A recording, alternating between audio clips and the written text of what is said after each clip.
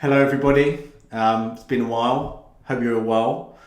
Yeah, thought I'd check in, make a quick video. Got a big announcement. I've got a blog. Yeah, I'm a blogger. Just really getting into blogging right now. Yeah, I mean, as I mentioned in the video that I made way back when, a big pull towards this work is to share ideas that I find interesting and helpful. And I suppose, yeah, quick check-in. I haven't had the chance to do as much of that as I would like to of late because, yeah, I've been extraordinarily busy. The business grew much faster than I was expecting. So I've really been just riding that wave. Yeah, very exciting, lots of developments opening up. I've been shaping a psychedelic protocol, a trauma-informed psychedelic protocol that looks quite different from some of the protocols that exist today. And it just naturally emerged, which is quite cool. So yeah, I'll be sharing more about that at some point, I'm sure. But yeah, I've written a blog about Jung's concepts of the shadow. So I thought it'd be a good place to start because although the shadow's been written about before, especially within the circles in which I operate, it still seems to be quite a misunderstood topic. For example, it's not everything that's bad within us. Really the simplest way to frame the shadow is that it contains all of our unconscious parts that we don't identify with. So that might contain painful, shameful memories and experiences, but it might also contain our hidden softness, playfulness, tenderness, creativity, love.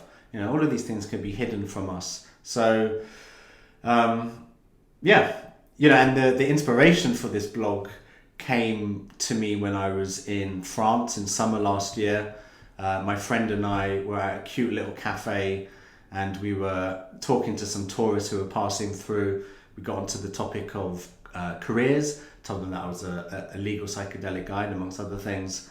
And yeah, like one of their reactions was funny. It was like, I would definitely not ever do psychedelics. I'm way too afraid of being out of control. So yeah, and like fair enough. Like if that's your position, don't do psychedelics. Like there's no imperative here. Obviously a little bit of apprehension, nervousness is very welcome and healthy. But yeah, if that's your view, you're probably not ready for psychedelics. So. But I thought there was an irony to this, right? Because until we explore our shadow, until we make our unconscious parts conscious, which the use of, the intentional use of psychedelics can help with, we can never be said to be fully in control over our lives.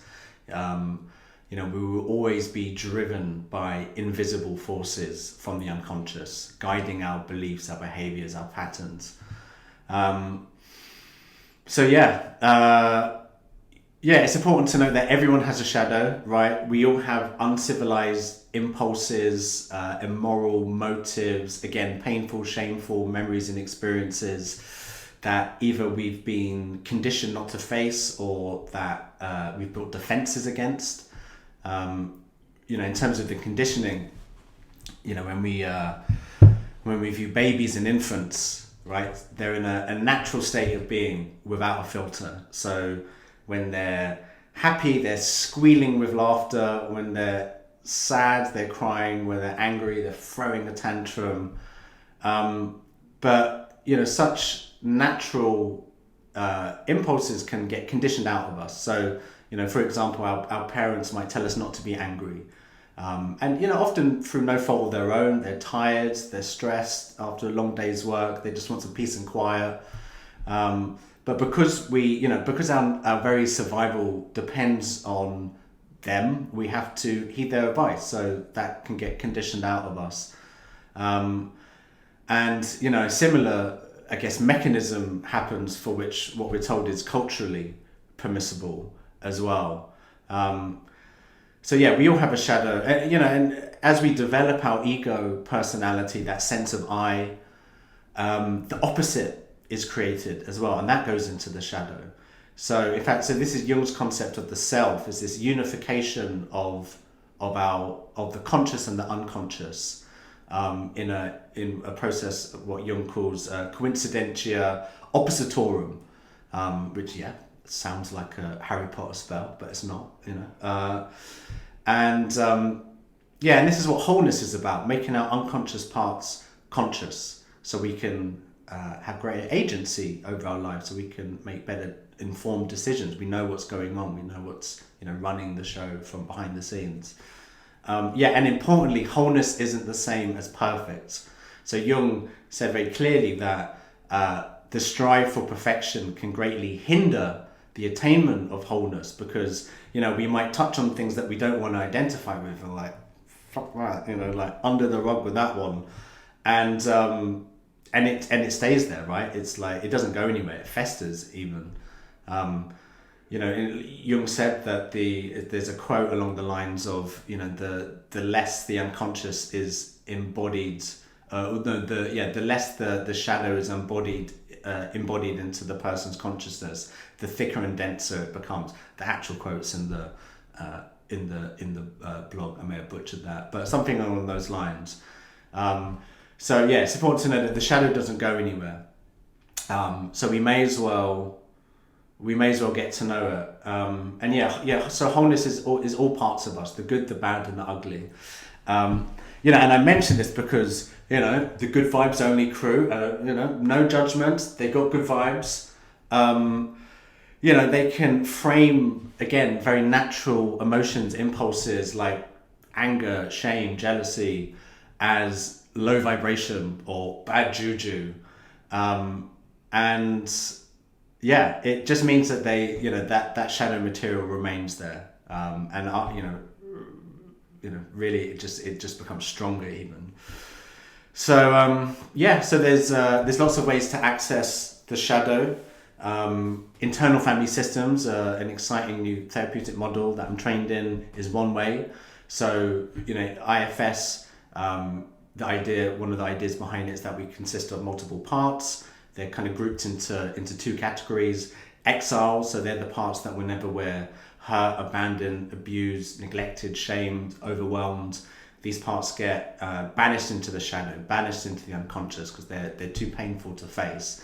And then as a result of that, we have protective parts that come in to make sure that we don't access the exiles because it was too painful. So we can work with those protective parts, get them on our side, make them feel seen and heard and safe.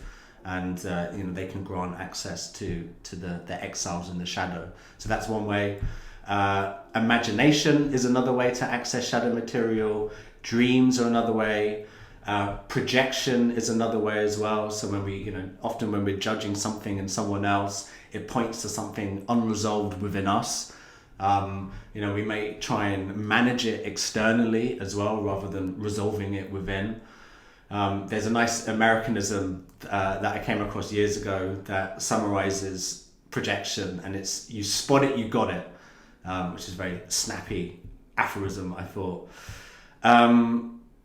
And psychedelics are another way to surface shadow material. Not always, but it can happen. So as the ego softens, as the protective parts relax back, material from the unconscious can come up. So and look, they're like, even though shadow work is immensely useful, not everyone needs to do it, not everyone wants to do it, and that's absolutely fine. It can be difficult, right? My process has very much been just unaware of a lot of stuff through conditioning, but also my defenses, protective parts, and then exploring them, touching on them, resisting it, going a bit more, going further, processing it, and that came with some like guilt and shame that came up, and really continuing on that process. But what has come as a result of it is this transmutation into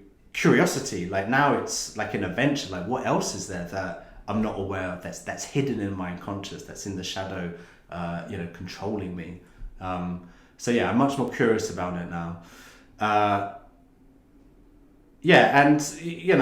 Again, not everyone has to do shadow work. Again, it can be difficult, but just know that there's a trade-off, right? Because if we're not curious about the shadow, if we're not curious about these unconscious parts, then we will continue to be driven by this material. We'll continue to meet inexplicable symptoms, bump into the same roadblocks again and again, follow the same patterns, behaviors, beliefs. Although it can be challenging sometimes, the results are very much worthwhile, I think. This is something that I very much work with my clients. So, I help them see that, we all have a shadow, right? It's an unavoidable part of the psyche. It's there. There's no need to fear Pandora's box opening. We're already in it, right? So we all have a shadow, that's fine.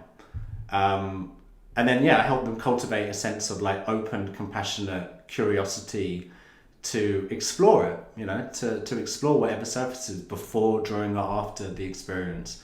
So I do that with, the sessions. We could do some internal family systems work sessions before the journey, and then have guided meditations and a very comprehensive written guide for before. But yeah, really just about supporting that cultivation of that curiosity. Curiosity really is a superpower, I found. More details in the blog. Check it out. I'll be, as and when I can, creating more stuff. So I'll be posting more, occasionally. Check it out. Again, there's a link in the bio. Hope you enjoy it. Let me know if you have any questions.